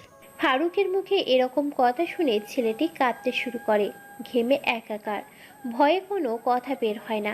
আসলে ছেলেটাকে মারার উদ্দেশ্য হচ্ছে, ছেলেটি তাদের বিরুদ্ধে কথা বলেছিল। ফারুকের দলটাকে ধ্বংস করে দেওয়ার জন্য বাইরের দেশের শত্রুদের সাথে হাত মিলিয়েছে। খবর পেয়ে ফারুক ও তার দলের ছেলেগুলো তাকে তুলে নিয়ে এসে আজকে এখানে তার ইতির পর্বটা শেষ করবে বলে। ছেলেটা বলে ওঠে, ভুল হয়ে গেছে ভাই, ভুল করে ফেলেছি, এবারের মতো ছেড়ে দাও। নেক্সট টাইম থেকে আর করব না। ছেলেটিকে আর কোনো কথা বলার সুযোগ না দিয়ে সাইকেলের সিটগুলো নিয়ে চোখের মধ্যে ঢুকিয়ে দেয়, পায়ের মধ্যে ঢুকিয়ে দেয়, বুকের ভিতর ঢুকিয়ে দেয়, পেটের ভিতর ঢুকিয়ে দেয়। এক কান দিয়ে সিট ঢুকিয়ে অন্য কান দিয়ে আবার বের করে আসে। এত অত্যাচার সহ্য করতে না পেরে ছেলেটি শুধু চিৎকার করে। এক পর্যায়ে ছেলেটির গলায়, মাথায় আরও বিভিন্ন জায়গা দিয়ে ঢুকিয়ে এফোর ওফর করে দেয়। ছেলেটি অত্যাচার সহ্য করতে না পেরে সামনে থাকা ছবিটা দিয়ে নিজেই নিজের গলায় চালিয়ে দেয়। ফিনকি কেটে তাজা লাল রক্ত গড় করে বের হতে থাকে। আরও সব কিছু ঠিক করতে বলে চলে যায় ভার্সিটির উদ্দেশ্যে। সেখানে গিয়ে প্রধান অতিথি উপস্থিত হয়, যে যার মতো করে বক্তব্য দিচ্ছে। পলাশ, তানিয়া, রফিক, শামীম, জাহিদ, জাব্বার, মারিয়াম, আশফিয়া, তানিশা সবাই ফারুককে ফোন দিচ্ছে। ফুল স্পিডে গাড়ি চালিয়ে আসে। প্রিন্সিপাল স্যারের হাতে মাইক্রোফোন নিয়ে মঞ্চে আসার জন্য অনুরোধ জানায় সত্তার মেয়েকে। সত্তার মিয়া মঞ্চে উপস্থিত হয়ে বলে ওঠে, সবাইকে ভালোবাসা ও অভিনন্দন। আশা করি সবাই ভালো আছেন। উপস্থিত সকলকে জানাই আসসালামু আলাইকুম। আমি দীর্ঘদিন ধরে এই কলেজের সাথে পরিচিত। আমি দেশের বাইরে ছিলাম বিজনেসের কাজে। বিজনেসের কাজ ছেড়ে আমি তোমাদের ভালোবাসি বলে এই ভার্সিটিতে উপস্থিত হয়েছি। এত ব্যস্ততার মধ্য দিয়ে তোমাদের আগামী প্রজন্ম এবং ভবিষ্যৎগুলো খুব সুন্দর কাটুক, ভালো কাটুক এবং ভবিষ্যৎ প্রজন্মের জন্য তোমরা নতুন কোনো কিছু করে দেশটাকে এবং দেশের মানুষগুলোকে উজ্জ্বল সবুজের শস্য শ্যামলা ক্ষেতের মুখ দেখাও। আমি বেশি কিছু বলতে চাই না বা বলতে পারি না।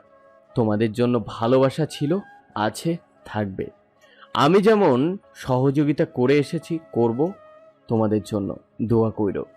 এই বলে মাইক্রোফোনটা রেখে দেয় সাত্তার মিয়া। প্রিন্সিপাল মাইক্রোফোনটা হাতে নিয়ে তারাও কিছু বক্তব্য দেয়। ছাত্রছাত্রীরা তারাও বক্তব্য দেয়। অনেকে মুগ্ধ হয়ে শুনছে।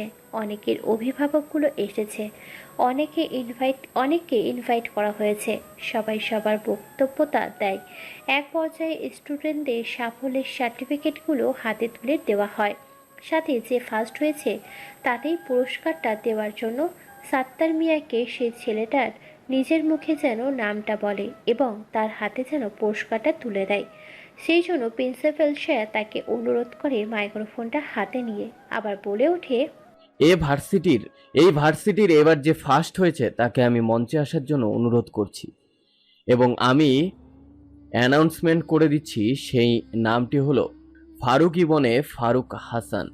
নামটা বলে এবং শুনে বেশ বিচলিত হয়ে যায় সত্তার মিয়া, কেননা এই নামটা যে তার সুপরিচিত। অন্যদিকে ফারুক দৌড়ে এসে উপস্থিত হয় সেখানে এবং শুনতে পায় তার নামটা।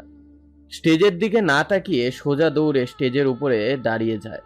তারপর সামনে কি আছে তার দিকে না তাকিয়ে বলে ওঠে, দেরি হওয়ার জন্য আসলে একটা কাজে ফেঁসে গিয়েছিলাম। সাত্তার মিয়া তো সামনের দিকে তাকিয়ে হতবাক চোখে তাকিয়ে আছে। কেউ কোনো কিছু বলছে না বলে দেখে ছেলেটির দিকে তাকায়। ছেলেটিও তো সেদিকে তাকিয়ে, কেননা তার বাবা দাঁড়িয়ে আছে। তার বাবাকে দেখে কে বলবে কোনো কিছু ভেবে পায় না। এই যে তার বাবা সাত্তার মিয়া, তার কোনো কিছু না ভেবে ছেলেকে জড়িয়ে ধরে চোখের পানিগুলো ছেড়ে কাঁদো কাঁদো গলায় বলে ওঠে, তুই বাড়ি ফিরে গেলি না কেন? তোকে না দেখতে পেয়ে তোর মা অসুস্থ হয়ে গেছে। তোকে না দেখতে পেয়ে তুই কেন ফিরে গেলি না? আমি জানিস তোকে কত খোঁজার জন্য কত লোক পাঠিয়েছি, কেউ তোর খোঁজ খবর দিতে পারেনি, আর তুই এখানে নিজেকে লুকিয়ে রেখেছিস। ফারুক কি বলবে কোনো কিছু ভেবে পায় না। তবুও ফারুক নিজেদের কষ্টটাকে চেপে হালকা মৃদু হেসে বলে ওঠে, আসলে যে হারিয়ে যায় তাকে খুঁজে পাওয়ার যায়, আর যে নিজে থেকে লুকিয়ে ফেলে তাকে হাজারো খুঁজে পাওয়া যাবে না তাকে। কোনো কিছু বুঝে ওঠে না। হঠাৎ করে স্টেজে এসে তানিয়া বলে ওঠে, এসব কি হচ্ছে? আমি তো কিছুই বুঝতে পারছি না। ফারুক, উনি তোমাকে চেনে কি করে? উনি কি হয় তোমার? কি হলো? চুপ করে আছো কেন? কথা বলছো না কেন? আমার প্রশ্নের উত্তরগুলো দাও।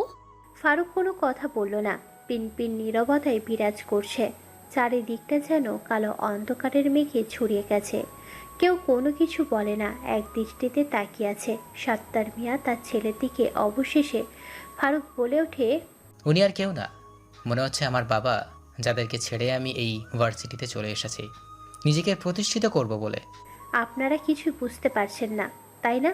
যে তানিয়া আর ফারুকের মধ্যে মিল হলো কি করে, তাই না? গল্পের সাথে থাকুন, সবটা খুলাসা করে দেব। তানিয়া বলে ওঠে, উনি দেশের একজন টপ বিজনেসম্যান, আর ওনার ছেলে তুমি। কি করে হতে পারো? 2 বছর ধরে তুমি এখানে আছো, তুমি আমাদের কাউকে কোনো কিছু বলনি। ফারুক কোনো কথা বলে না। ফারুককে কোনো রকম কথা বলতে না দেখে তার বাবা এবার মাইক্রোফোনটা হাতে নিয়ে সবাইকে শান্ত হতে বলে। তারপর সবার দিকে এক দৃষ্টিতে তাকিয়ে কিছুক্ষণ নীরবতার মধ্যে দিয়ে কেটে যায়। নীরবতা ভেঙে এবার বলে ওঠে সাত্তার মিয়া, সবার উদ্দেশ্যে আমি কিছু কথা বলতে চাই। ও আমার ছেলে ফারুক। কিছু ব্যক্তিগত কারণে ওকে আমি বাড়ি থেকে বের করে দিয়েছিলাম, কিন্তু ওকে আমি আমার সাথে করে আবার বাড়িতে নিয়ে যাব। আজকে আমার ছেলে আমার মাথাটাকে উঁচু করে দিয়েছে। গর্বে আজ আমার বুকটা ভরে গেছে। আমি ওকে বাড়ি থেকে বের করে দিয়েছিলাম এই কারণে, আর বলেছিলাম যেদিন সে প্রতিষ্ঠিত হতে পারবে এবং মানুষের মতো মানুষ হতে পারবে সেদিন যেন সে আমাদের এই বাড়িতে ফিরে আসে। আজকে আমার ছেলে ওয়ার্ল্ডের টপার হয়েছে, একজন সে প্রতিষ্ঠিত ব্যক্তি। আমার ছেলেকে আজকে এই পর্যায়ে দেখে বুকটা আমার আনন্দ করে যাচ্ছে। সবার দোয়া কামনা করি যাতে আমার ছেলের ভবিষ্যৎ সহ আমিও আমার ছেলের দেশের ভবিষ্যৎ এবং গরিব দুঃখী মানুষের পাশে থাকতে পারি। সবাই কানাঘুষো শুরু করেছে, কেউ কোনো কথা বলে না।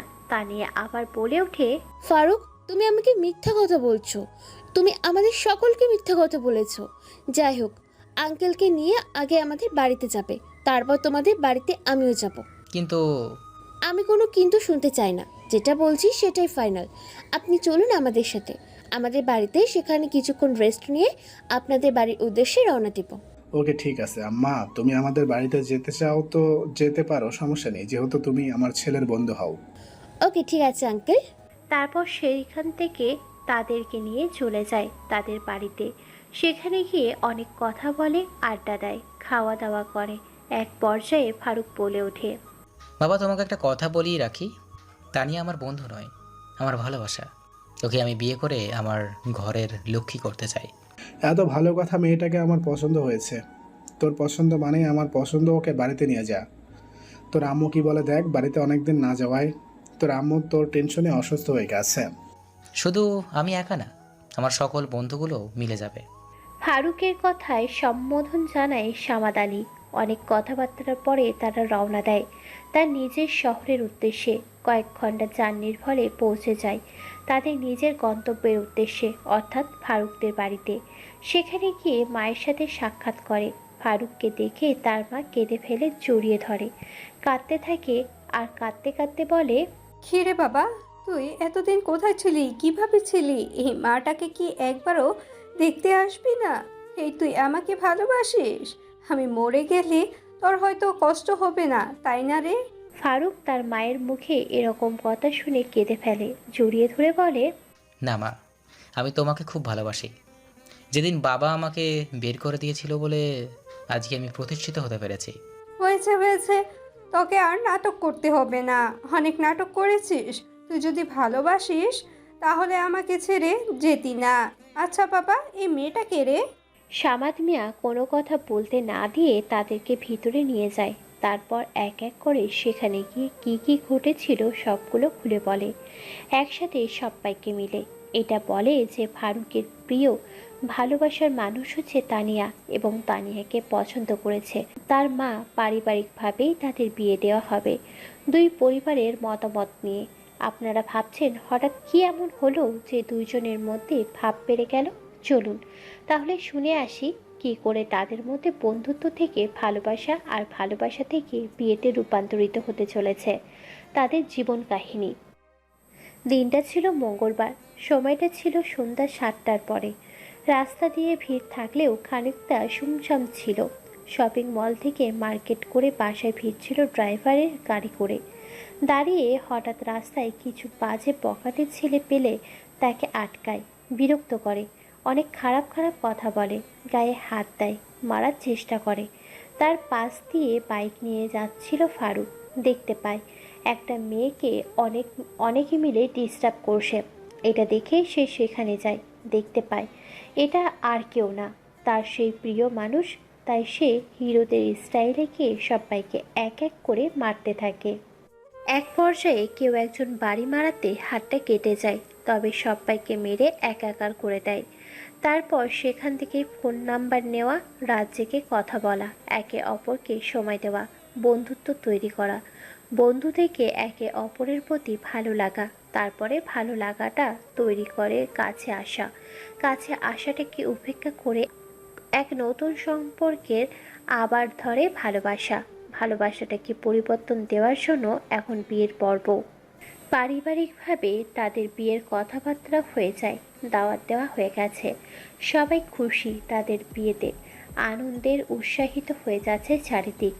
লাল, নীল, হলুদ, সবুজ, বেগুনি, টিয়া, কমলা, নানান রঙের রামধনু সাজিয়েছে বাড়িটাকে, ফুটিয়ে তুলেছে। দেখতে দেখতে বাড়ির গাড়িগুলো রওনা দেয় পাত্রীপক্ষের বাড়িতে। বিয়ের পর্ব শেষ করে তারা বাড়িতে ফিরে ভাদুর বেশে ঘরে বসে আছে। তা নিয়ে ঘরের ভিতরে ঢুকে ফারুক দরজা বন্ধ করে দেয়।